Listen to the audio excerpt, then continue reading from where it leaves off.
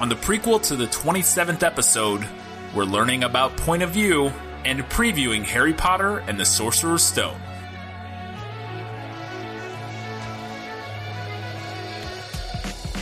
Oh, and welcome back to the prequel to the 27th episode of This Film Is Lit. It's the very beginning of our journey into the world of Harry Potter. We're going to preview the Sorcerer's Stone, or the Philosopher's Stone, for the rest of the world other than America, which we'll talk about. I have a movie fact about that, which is interesting. I have a book fact about that. There you go. But first, we're going to learn, it's a little micro learning things with This Film Is Lit. A mini episode of it, a mini segment.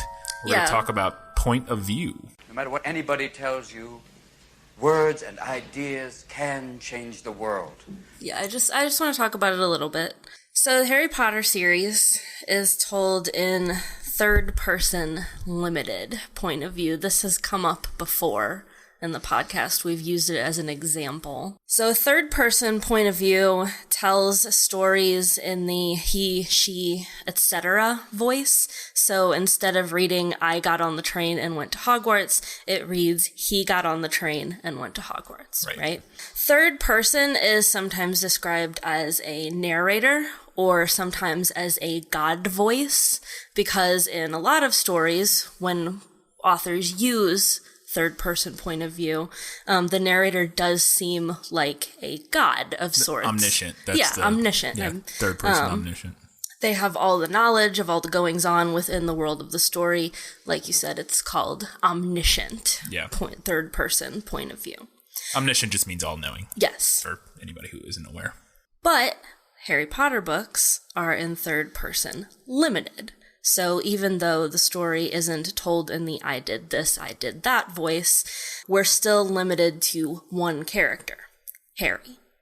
It's kind of like the stories are told from a video camera that's sitting on his shoulder, right? Yeah. We're tied to his point of view. Yeah. Off the top of my head, and I could be wrong about this, I could be misremembering, but off the top of my head, I think the books only leave his perspective 2 times throughout the entire series. Wow, when you were just saying that we're always on his thing, I'm like, that's not always. There are times where like off the top of my head, I could think of 2 times. One is the very first chapter of the first book, obviously, right, where we're kind of in like Uncle Vernon's point of view. Yeah, basically, it's Uncle Vernon's point of view.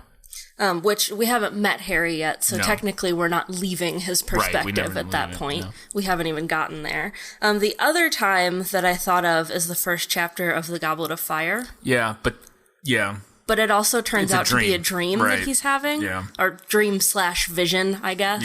Yeah. So whether or not we've actually left his point of view is kind of debatable. Right. Yeah, and for just a reminder for people who don't remember, the first chapter of The Goblet of Fire is when we go to the Riddle estate. Yes. And see the old caretaker. The old caretaker get killed by Voldemort. By Voldemort. Yeah. By the snake, right, but so initially that seems like it's not from Harry, but and then he wakes up in the next chapter, right, and it was a nightmare or a dream he had, or vision, whatever.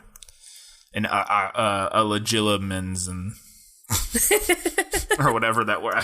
Yeah, I forgot so many things about this. We're gonna have fun pronouncing things we make our way through this series. That's true. There's so many There's so many things that I feel like I think I know how to pronounce, but I'm probably wrong. That was probably the most striking thing about seeing the movie for the first time, was seeing how things were pronounced. Yeah. Not because the world looked like how I imagined it. The characters looked vaguely like how I imagined them, or not vaguely, pretty much spot on, relatively speaking. But for one, if you asked me how Hermione was pronounced, the first time I read this book, this will be fun. How did you pronounce it in your head?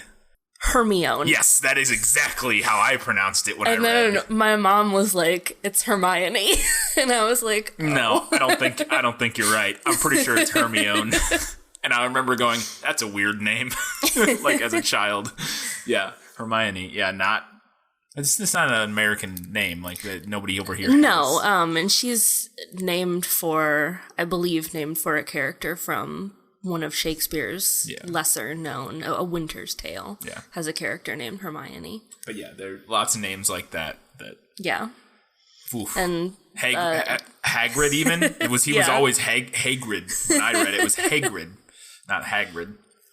But yeah, names and names of spells, things like that. We'll probably, we might stumble through those a little bit. Yeah, it'll be fun. So anyway, point of view. Yeah. The reason that I wanted to talk about the type of point of view used in Harry Potter is because Rowling uses it to achieve a particular specific effect throughout all of the books. And it's not something that I noticed as a kid. Okay. But I'm not sure if I noticed it until 2 English degrees and a lot of my own writing later. Now I'm like, aha, I see what you did there. Right. So we're going to come back to this in the main episode. This is our quasi homework assignment. Okay. If you're reading along with us, pay attention to that third person limited perspective and see if you can figure out what Rowling is trying to achieve by using that. And if we want to talk about what the movie did to achieve a similar effect too in the main episode, we can do that as well. I'm going to have to figure out what it is she did.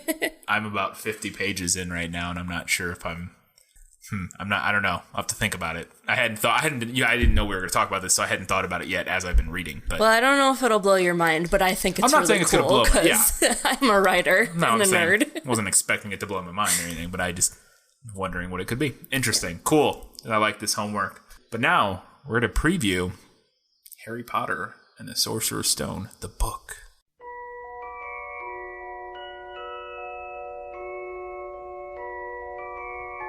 Did you ever make anything happen? Anything you couldn't explain? You're a wizard, Harry. I'm a what? Tell us some fun facts that everybody already knows about J.K. Rowling. I was going through, searching on the internet, and I was like, there is nothing that I can include in this that people don't already know. So, wait, did you know she was poor before? What, really? So I basically limited it to the stuff that people seem to find the most interesting about the whole story. Maybe people haven't heard. Who knows? Yeah, maybe there's somebody out here who doesn't know some of this stuff. So the book was first published in the United Kingdom, 1997. Mm-hmm. I was but a wee lass in 1997. 9. Well, I was 9. I was 8. Yeah, that was the year I turned 8. It got picked up in America, 1998, under the title Harry Potter and the Sorcerer's Stone. Yes. Different from the British title, which is Harry Potter and the Philosopher's Stone. Yeah. So the reason that they did that, Scholastic thought that a child would not want to read a book with the word philosopher in the title, which may or may not be true of American children. I don't know. Yeah, I think the bigger thing is that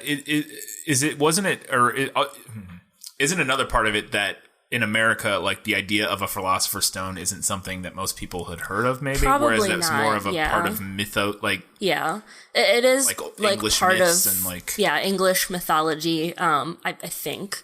Maybe I was just wondering if I don't know. Maybe. I would have to double check it, but I think that might be an element of maybe like Arthurian legend or see, that's what it seemed like to me. Like that's something that they would be more culturally familiar with, and so seeing Philosopher's Stone's like a thing they kind of know of. Whereas for us, it's like what's that? Yeah. So sorcerer at least implies magic to us, right? You're getting a little bit of a taste of what the book is going to be about by changing it to Sorcerer's Stone.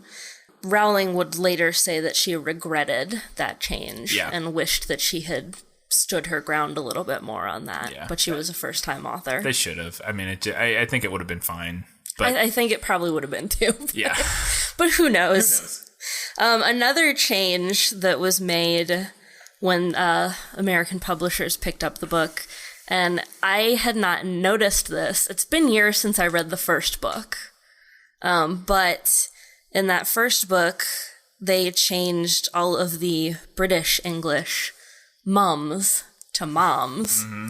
And then in subsequent books. Right, in subsequent books, it's changed back to mum.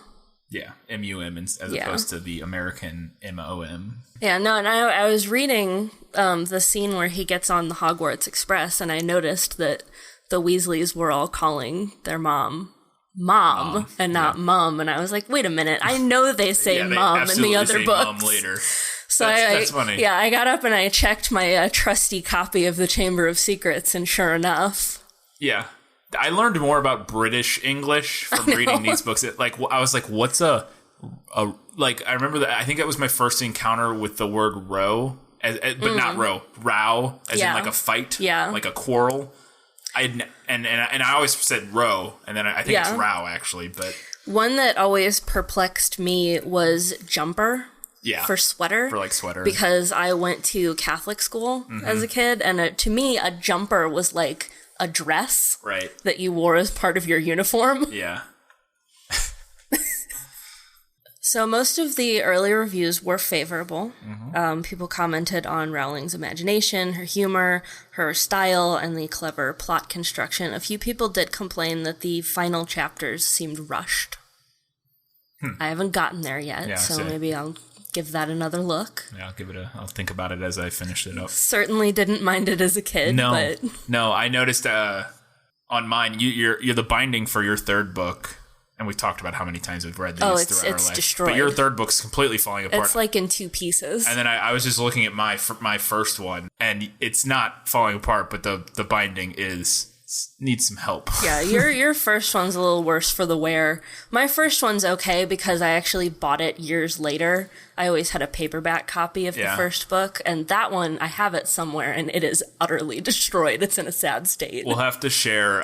It's pretty funny. I just noticed and looked, too, in my first book, in the Sorcerer's Stone, the first page, it's my mom got it for me for my 12th. I got it in 2000, but she signed it, and it says, like, happy birthday. Aww. And it has my mom's name. Yeah. Cute. So back to reviews. Rowling's writing and storytelling abilities were also compared to Jane Austen, Roald Dahl, and the ancient Greek storyteller Homer. Those were the 3 people that interesting. That critics mainly drew comparisons to. I've never read any Austen, I don't think. Maybe one, like in high school, but I have. Was this just sexism? Was it like it's I don't good think female so. author? It's like Jane Austen. Maybe to some extent, but we can't think of another female author. I think the comparison to Roald Dahl might be more knee-jerk than the comparison to Austen. Yeah, I also don't get the Roald Dahl, and because they're children. They're both children's fantasy stories. I could see the comparison to Austen in the point of view thing that I was talking about, because Austen uses point of view similarly. She uses the limited third person to achieve a very similar effect in some of her stories. Other than that, I don't know. I would have to go and look specifically at what they said about how her writing compares to Austen, and I haven't read a ton of Austen, so... Last time, when we were doing the Perks of Being a Wallflower, we talked a little bit about banned books. Yeah. I forgot about this. Oh boy. Yeah. This book and its subsequent follow-up books have been attacked by some religious groups. Yeah, mostly religious groups. Banned in some places because of accusations that the novels promote witchcraft under the guise of a heroic moral story. So there's that. Yep. Yeah, I remember that was a whole big deal. Yeah, that was a thing. I always went to public school, and my parents were real chill, and all my family was cool. So, like, that was never a thing that I dealt with or, like, even experienced. Yeah. First person, I just heard, I remember seeing it on, like, the news or hearing about it. My mom didn't care. Yeah. And my mom read them, too, actually. Yeah, my mom did, too, as I read them. Which, my mom never really had... She never really tried to control what I was reading, which is interesting because she did try to control what I watched on TV. Yeah, my mom did. Yeah, it was the same for Hi, Mom. Thanks, Mom. Yeah, my parents were the same way. There are a lot of movies that I haven't seen. Yeah, that was the original idea for this podcast. That never saw the light of day. But I mentioned earlier I did attend Catholic school, K through 8. And I could be misremembering this incident as more than what it was. But our minds are wont to do that with memories. I do recall that when I was in 4th grade, 5th grade, maybe. There was a kind of a push to have the Harry Potter books taken out of our little school library. Similarly, because of accusations of witchcraft. This school also wouldn't let us come dressed as occult characters on Halloween. So that's what we're working with here. So I remember there being like a little bit of a push for that. And at around the same time, we were having the Scholastic Book Fair, which the school makes money off of. Oh, yeah. Book fairs are where it's at. And I remember there was one teacher who went to bat for all of us and like marched to the principal's office and was like, you cannot take those books out of the library and simultaneously profit off of them. Yeah. Because they were selling them at the book fair. Yeah. And there was, from what I remember, no more mention of it after that. Go. So that unnamed hero of a teacher. So back to the book. Mm-hmm. Rowling has said that this first novel took her about 5 years to write, and that the idea came from a sudden stroke of inspiration, stating, "One weekend after flat hunting, I took the train back to London on my own, and the idea for Harry Potter fell into my head. A scrawny, little, black-haired, bespectacled boy became more and more of a wizard to me. I began to write the Philosopher's Stone that very evening, although the first couple of pages looked nothing like the finished product."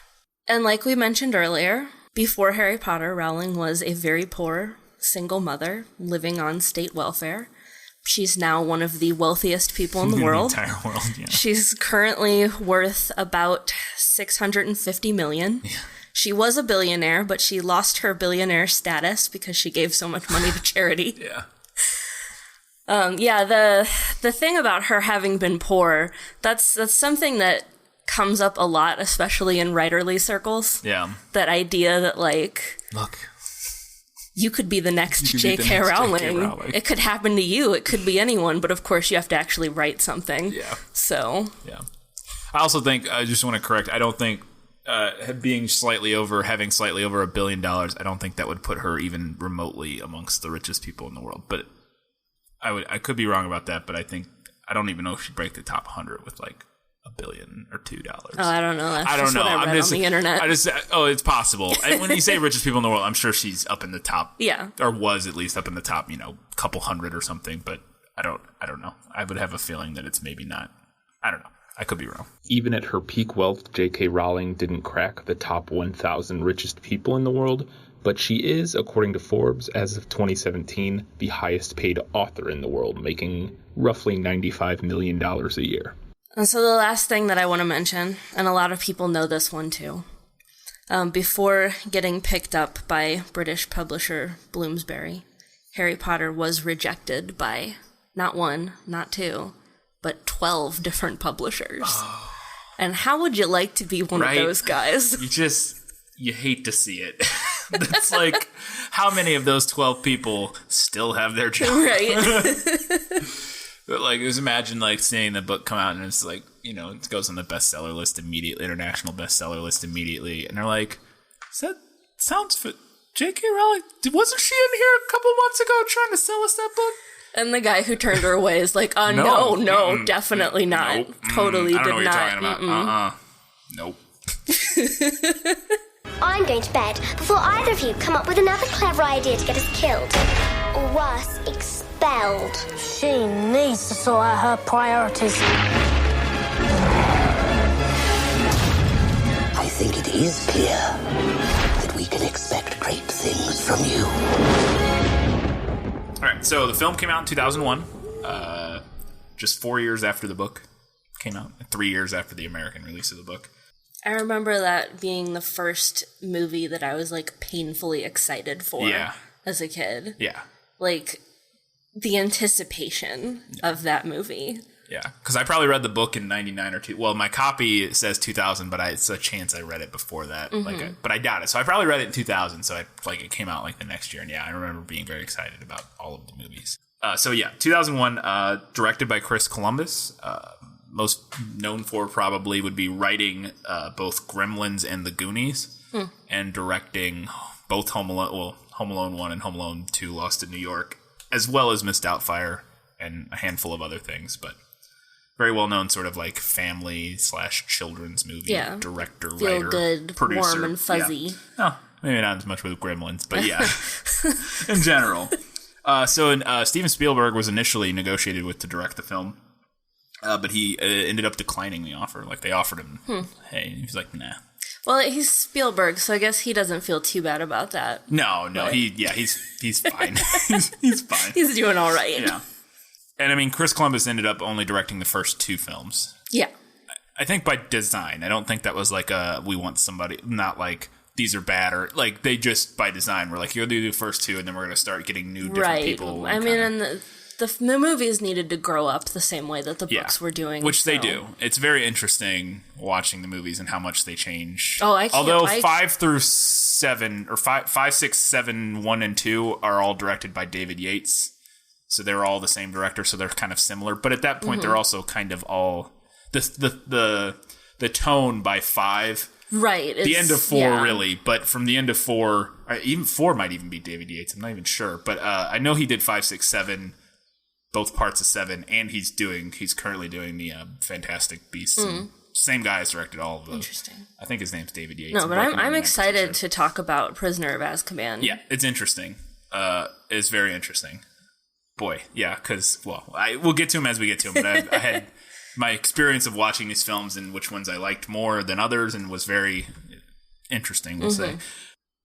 Rowling demanded that the principal cast all be British, at least for the characters where it made sense. Obviously, some of the characters are Scottish, some are, whatever, but like she didn't want non-British actors. She was being very xenophobic. Typecasting only British people. She probably just didn't want him to cast Americans. I know. I think she's Britain first. She probably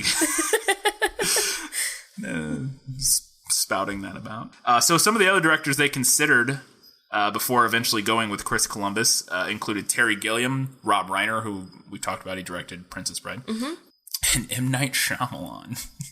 Well, that would have been interesting. There was a handful of other ones. I mean, there is a twist at the end. Yeah, what a twist. Yeah, I mean, there is a twist. It is a mystery. They are kind of mysteries, yeah, basically. They are. But so eventually they narrowed it down into a handful of directors, including Columbus, Terry Gilliam, and a few other people. J.K. Rowling wanted Terry Gilliam, one probably because he's British. Chris Columbus is American. I'm like 99% sure. Terry Gilliam was an original member of Monty Python. Yes. He's also famous for directing Brazil, Time Bandits, and 12 Monkeys are probably his 3 most popular movies. He's directed a handful of other ones. But that's who she wanted, and I can definitely see why she would want Terry Gilliam. He is a very...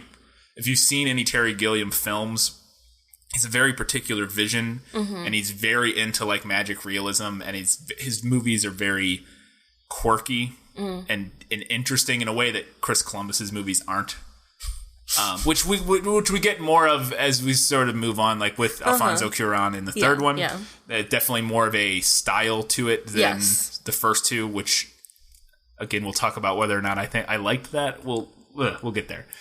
In retrospect, I liked the third one a lot more than I did when I first saw it. But so yeah, Terry Gilliam was who she wanted. I think it would have been interesting. I'm glad it wasn't him. I actually think Chris Columbus was probably the right choice, just because I don't think it needed, especially the first movie or 2. Those first 2, they are family friendly kid adventure stories, and that's what the first 2 books are. Yes, and it doesn't.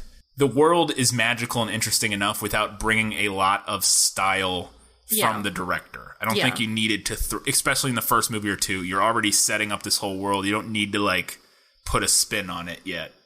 Yeah, I don't think like your own sort of directorial spin, which Terry Gilliam definitely would have done. Not to mention Terry Gilliam now is a shithead, but that's a whole nother thing for another time. I'm just glad he didn't direct it, because now he's kind of an old cranky white guy. So it was the film was adapted by Steve Kloves. He ended up adapting like all of them. He worked on the screenplay for like every movie, and even including Fantastic Beasts currently.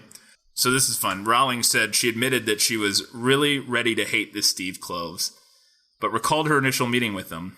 First time I met him, he said to me, "You know who my favorite character is?" And I thought, "You're going to say Ron. I know you're going to say Ron." But he said Hermione, and I kind of just melted. And also, J.K. Rowling did receive a large amount of creative control in the in all of the films, and at least in the first two, that was something that Chris Columbus had no problem with. He was like, "Yeah, it's your, you know, I defer to you in all things, pretty much. I want to bring your vision to life." Obviously, everybody knows John Williams composed the score. We've played the music throughout. You're probably playing at times throughout this current episode. Hedwig's theme. Actually, I don't think originally was from what it sounded like. Wasn't meant to be like the theme, but when he wrote it and played it for people, they liked it so much that they were like, we should just make that like kind of the... Yeah. Hence why I think it's called Hedwig's theme, but is actually sort of like the theme of all it's the theme of the universe at this point. Yes. They still use it in the Fantastic Beasts movies. So, the casting process, there's a million documentaries you can go watch about Hulk and behind the scenes about how they cast these kids, and I go into. But what is interesting is that they're all essentially the right age to play. They are there's no Dawson's casting in this one.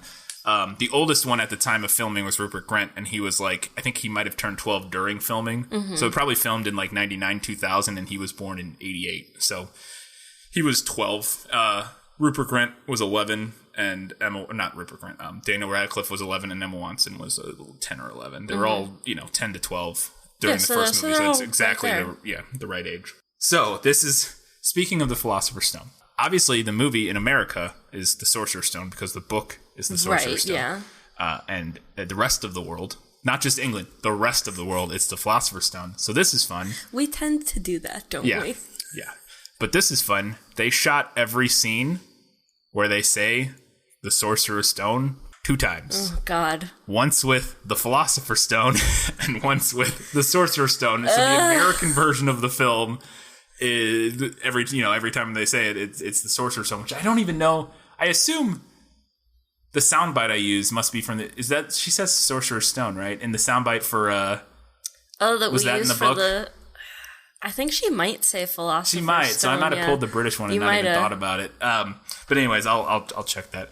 I'm fine with it. I'll drop it right here. Nicholas Flamel is the only known maker of the Philosopher's Stone. The what?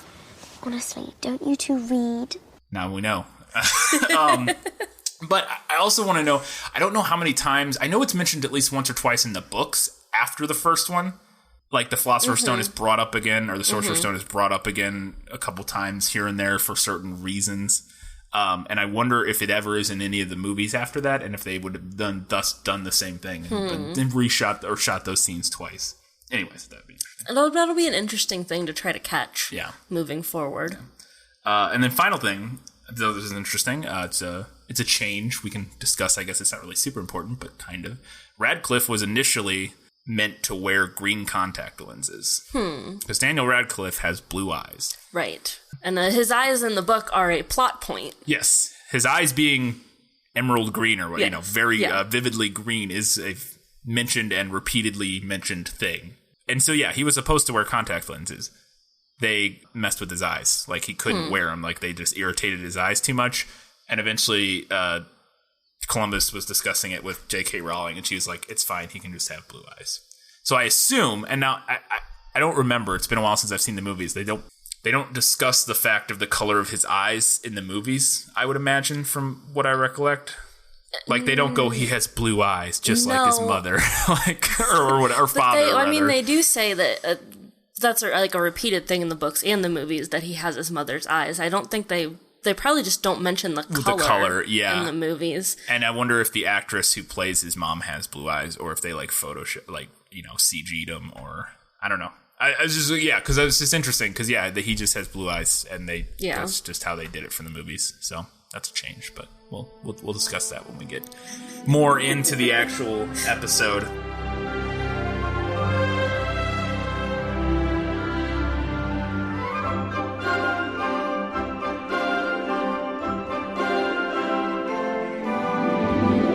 All right, we have a final segment. So we're gonna do something that I thought would be fun. Yeah.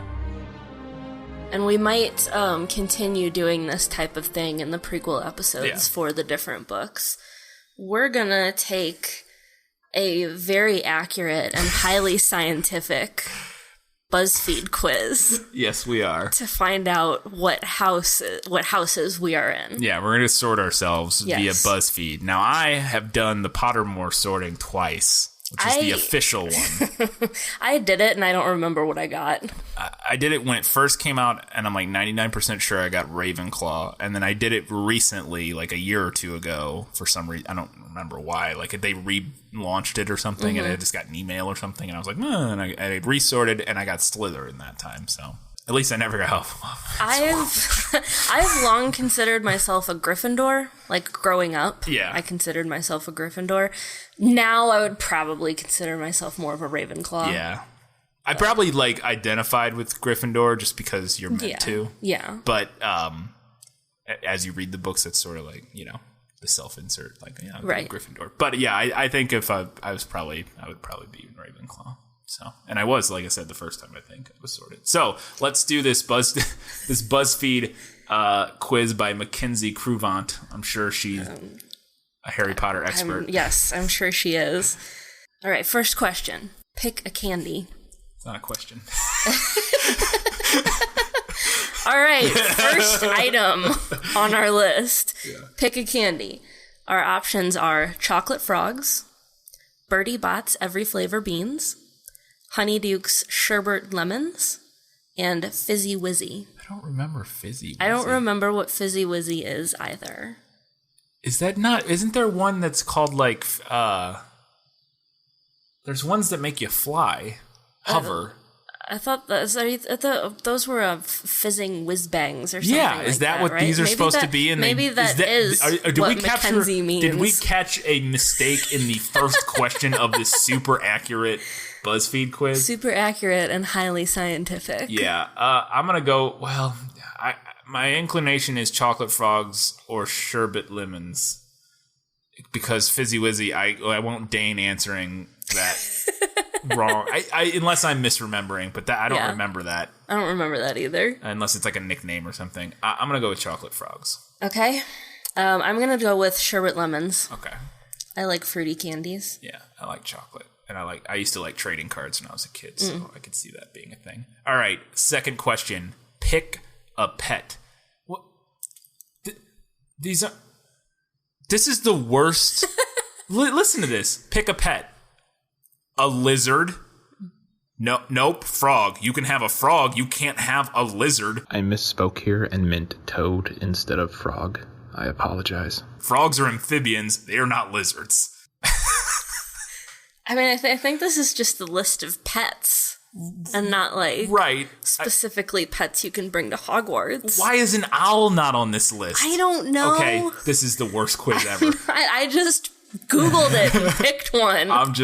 You can take it up with Mackenzie, or really you message her. Making me angry. Pick a pet: a lizard, a dog, a cat, a ferret. That's a cat for both of us. I'm just gonna go. All right, fine. Right? I mean, you pick whatever you want. Oh no, your dog maybe. No, I'll go with cat. We have two here. Yeah. That's one for each of us. There you go. Pick a class: charms, potions, history of magic, transfiguration. This one's really easy for me. Okay. It's charms. It's not even close. All right, I'll go with transfiguration. That's the only one that's close. It's transfiguration, but charms, come on. That's like the actual magic. Transfiguration is like, oh, I turned a teacup into a mouse, or vice versa. You could turn yourself into an animal. Sure, but you don't get to do that until like your 7th year, and even then it's like all super regulated and dumb. Like charms, like the second day in class, you're making shit fly around the room. Like it's a way better class. I would turn our cat into a teacup. Next question. If your friend cheated on a test, you would ... offer to help them study for the next one. Offer to let them cheat off you for next time. Boy, I wonder which ones these correspond to. Tell on them, that's not fair. And ignore it. Well, wait, which ones ignore it? I don't feel like any of the houses fit into that. I feel like that's Hufflepuff because they couldn't come up with a better answer. Yeah. Like a better, like... Maybe tell on them that's not fair is Hufflepuff.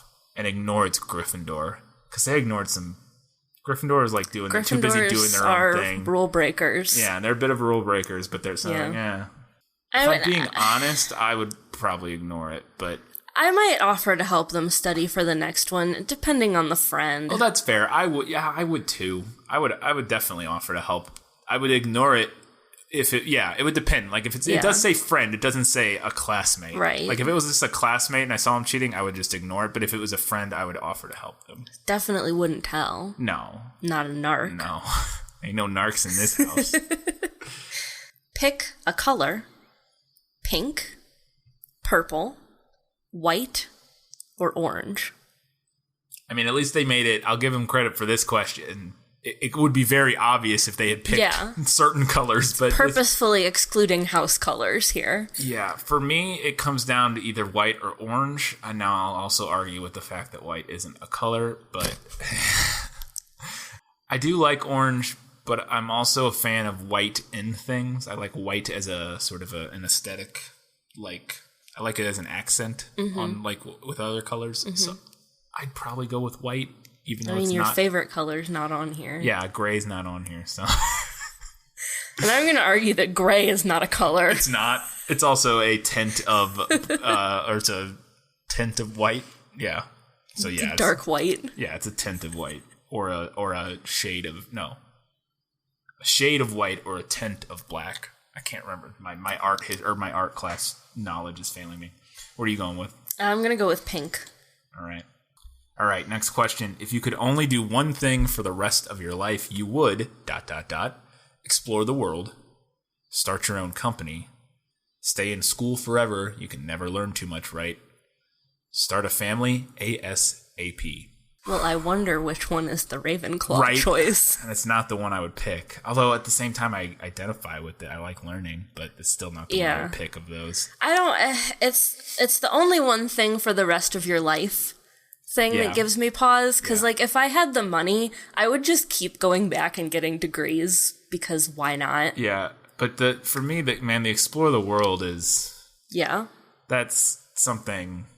If I could only do right, I think that's what I would go with because, I mean, that's endless. There's always somewhere new to explore, at least in one lifetime. Yeah, and what's to say you couldn't learn things? You mean you're learning things while you're? It's not like I'm going with explore the world. Me too. Also because start your own company for the rest of your life doesn't make any sense.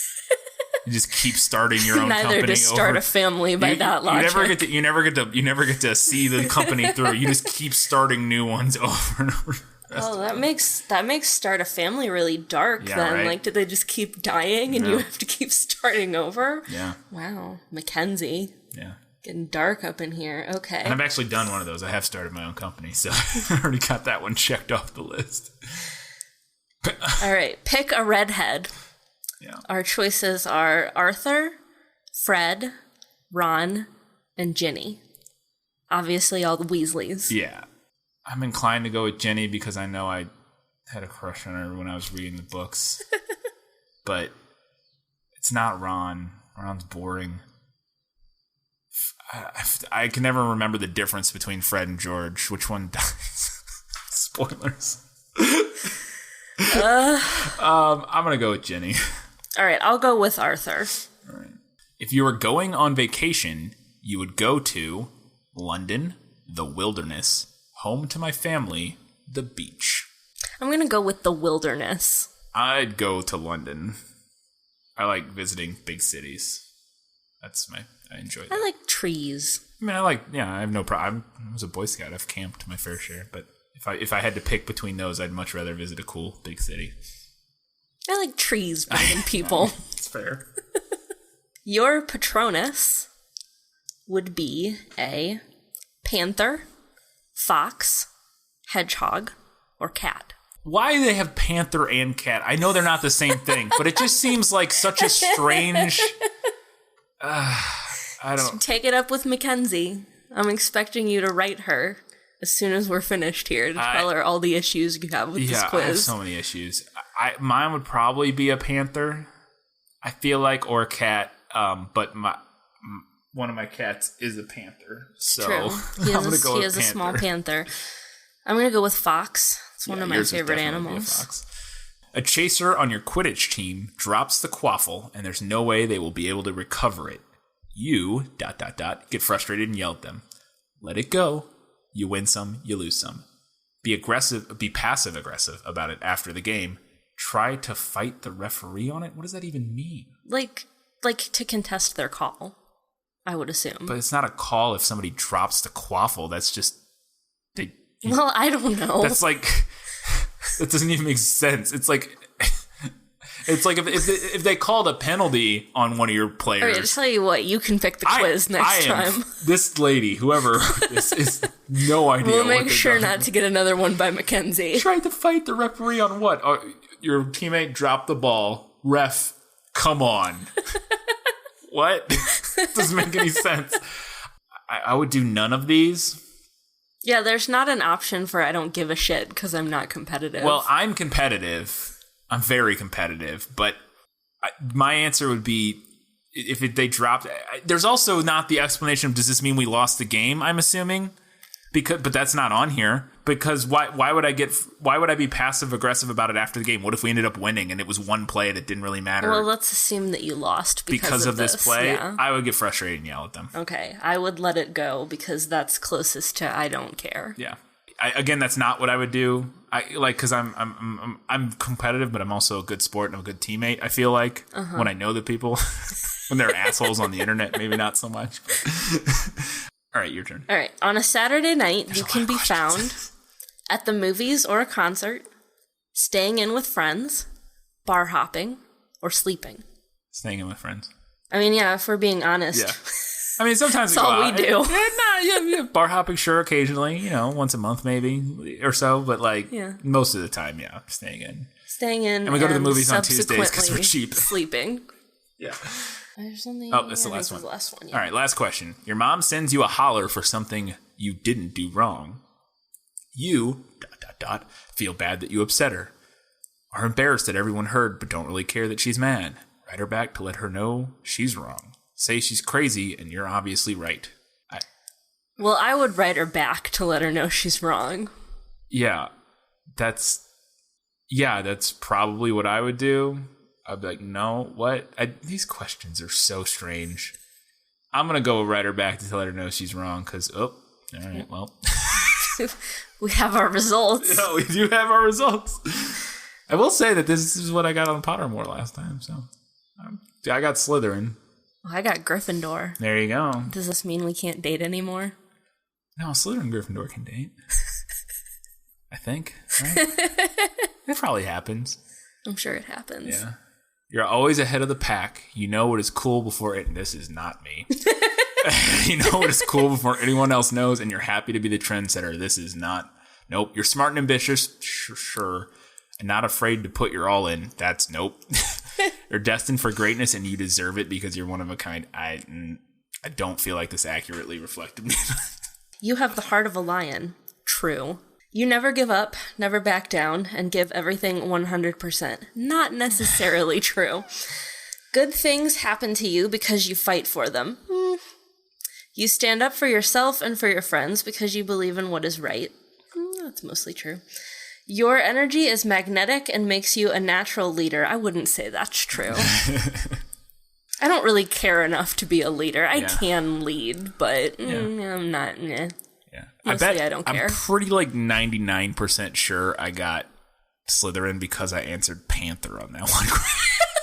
I'm 99% sure if I just put cat, I would have been Ravenclaw. We should have done the Pottermore one. At least it's the that one is so long, though. No, it's not much longer than that.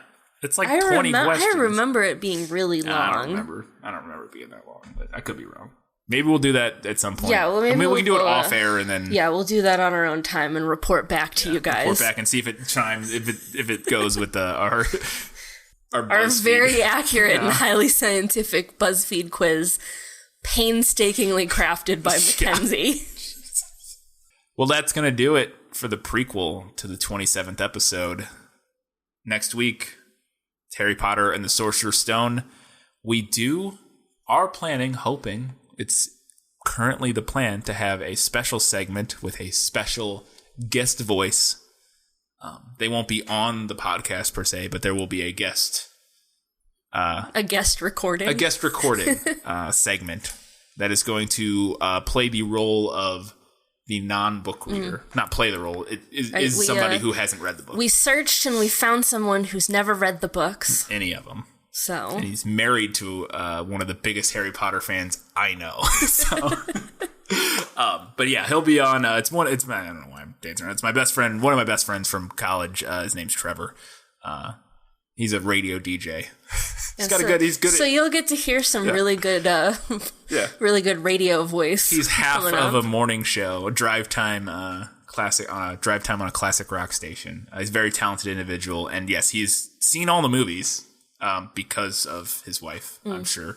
But he has never read any of the books, and I remember him being very confused at times when we were watching the movies because we saw at least the last few of them probably together in theaters during college. I think the timing about right on that. Because like the last one came out in 2011. The last one came out my senior year. Yeah. So go out and watch Harry Potter and the Sorcerer's Stone. If you're not going to read it, at least go watch it. It's on Sci-Fi right now. They're playing them all the time. I don't know. We've been seeing commercials when we've been watching TV saying, hey, Harry Potter's on right now. Always. Yeah, Sci-Fi is real happy to have gotten the rights to Harry Potter. Yeah. So it's good timing for us that it's being rebroadcast constantly on TV currently. So I'm super excited. I when I sat down and started reading this, it was like a wave of childhood rushing over me of sitting in my bedroom and reading Harry Potter like every summer for 10 years or something like that. So I'm excited to begin this journey and to eventually finish it 6 months from now or whenever this ends. But until that time, keep reading books, keep watching movies, and keep being awesome.